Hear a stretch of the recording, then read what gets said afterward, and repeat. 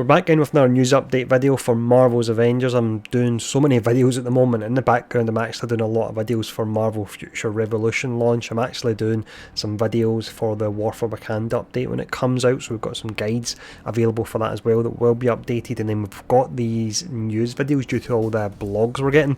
Now the blog yesterday was about enemies coming to the game. They sounded absolutely awesome, the actual style of them and what they do. The part of the blog that was really quite underwhelming was the status effects it talked about. Now from what we could tell from the information they gave us yesterday, the status effects were only doing cleanse. They were essentially cleansing the new abilities that the enemies or the newer enemies in the Wakanda expansion have. Thankfully that's not the case. They will have that cleanse, but on top of that they'll have some pretty awesome statuses that they can actually apply to enemies as well, and it should offer some fun playstyles actually. So let's dive in and let's break down this blog and talk about these new status effects. So we have quite a few interesting little Easter eggs in this blog, so I'll point them out as we do go through it. Now the blog was written by Brian Wagner.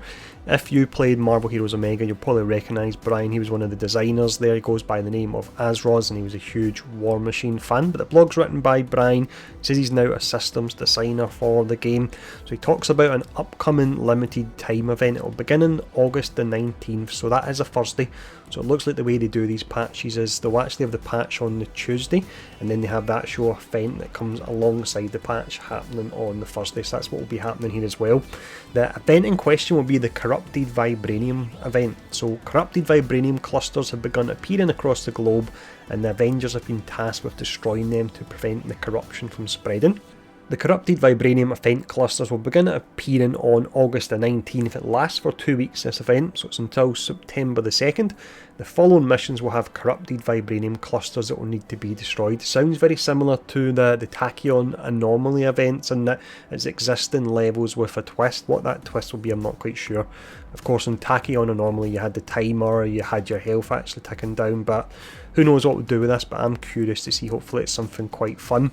Now, if we look at the missions here, we've got your standard missions that are in the game, but we've got the new region, and it actually lets us know the name of 3 different missions for the Wakandan expansion. So you've got Here Comes the Pain, you've got From Bad to Worse, that sounds certainly pretty ominous, and then you've got 24/7 Vibranium, whatever that one there is meaning, but that's one of the little Easter eggs I was referring to. There are a few more here, but let's jump on to the next page of the blog now. So this next page you find out about the Vibranium status effect. So unique missions are available for each hero, including Black Panther, that will task you with performing specific feats in corrupted Vibranium threat sectors. So completing these mission chains will reward you with gear that has the Vibranium status effect, which turns all damage dealt to affected enemies into a large kinetic explosion that can hit other enemies and set off chain reactions. That sounds really pretty awesome as a status effect. I'm much happier than I was yesterday when we were under the impression that the status effect was potentially just a cleanse. But the fact that it's doing the cleanse and it's doing that on top of it sounds pretty great. Also gets me wondering as well, this Vibranium status effect, some heroes actually have inherent status effect built into their kit. Will Black Panther somehow have Vibranium status effect built into some of his abilities? It would make sense if they actually did have them, and it would be really pretty awesome as well if you did have them and you had that kinetic energy that you could just turn back against enemies. But we can see here the actual screenshot they show off. This is specifically for Black Widow because they do mention it will be a different mission chain for each of the different heroes. So it's a standard enough mission chain though. It's complete a corrupted Vibranium threat sector, defeat a number of enemies with your high caliber shots, with your sprint, and then also with your Veil of Shadows. And you can see the mission chain rewards at the bottom. You're getting your fragments, you're getting a speciality gear, that's your Vibranium gear, and that's the new symbol for it as well. But yeah, I'm really interested about the fact that potentially Black Panther could have inherent Vibranium status effect in his kit. Let me know what you think about that and how that could actually work. With this next page here we have some information on a longer mission chain, the Wakandan gear vendor, and on top of that as well we actually find out about the Sonic status effect. So let's read through this. So additional Vibranium status items are available from completing Vibranium threat sectors during the event. Each completed threat sector will award either a melee or ranged item with the status effect. More items can be obtained from the Wakandan gear vendor. I've got no idea how you say that, I'm not going to try and say it. It says in his speciality stock. There you will find other items at higher power levels. Now I'm wondering what that higher power level means, if they just worded it oddly, or is it higher than 150? Who knows, we'll find out soon enough. But it says you get the higher power level items, and they will apply a new Sonic status effect. So the Sonic status effect turns enemies into mobile recharge stations. This is really pretty awesome as well. So with this, as long as the heroes are near the affected target, they will regenerate a portion of their heroic and intrinsic meters. So it's something that will be better on melee characters because they're going to be closer to the actual enemies that they apply this on. But the likes of, let's say, Cap with intrinsic meter, so you can block more often if that keeps filling up for near an enemy. Of course, you've got the likes of Hulk as well, charging up his heroics as well when you're next to enemies. So definitely a lot of potential for some interesting mechanics with this status effect. You can also see here some details on one of the mission chains, and it mentions as well that a team nameplate can be obtained by completing the indestructible element mission.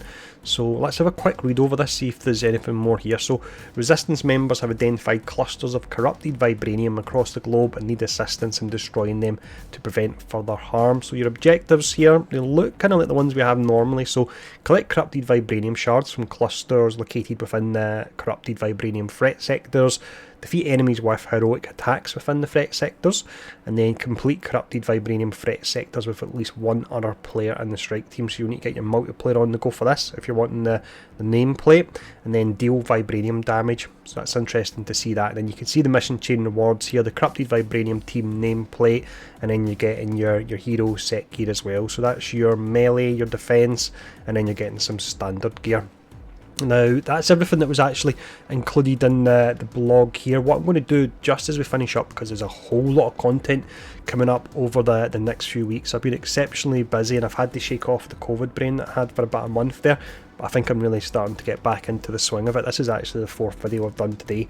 But the plans going forward for the next month or so. So I have been working on various videos in the background, and they'll get released at the correct time, really, that'll be relevant to release them. But when we have the War Table stream, that's a 2-hour stream that's coming on Monday, I won't stream it. What I'll do is I'll actually watch it and I'll break it down as it's going on and put out various different videos like I normally do with the Friday night developer streams. I'll do recap videos for that particular stream there.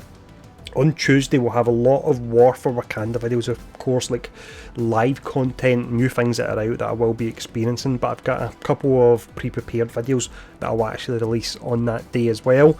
That should take us through to around about the 25th when Marvel Future Revolution launches. I'll have beginner's guides for all 8 launch heroes for that, and I should hopefully have a ton of more general guides as well. But the clock is kind of ticking on this, and I've still got to do the general guides, and I've still got a few more beginners guides to do, but at the moment I'm really cooking in gas. I'm getting through the videos. So that's the plan for the next month or so anyway, just so you do actually know. So no doubt then with how quickly these blogs are coming out, I'll probably be back again tomorrow with another news video, but for now, thanks for tuning in, stay safe, see you all again soon.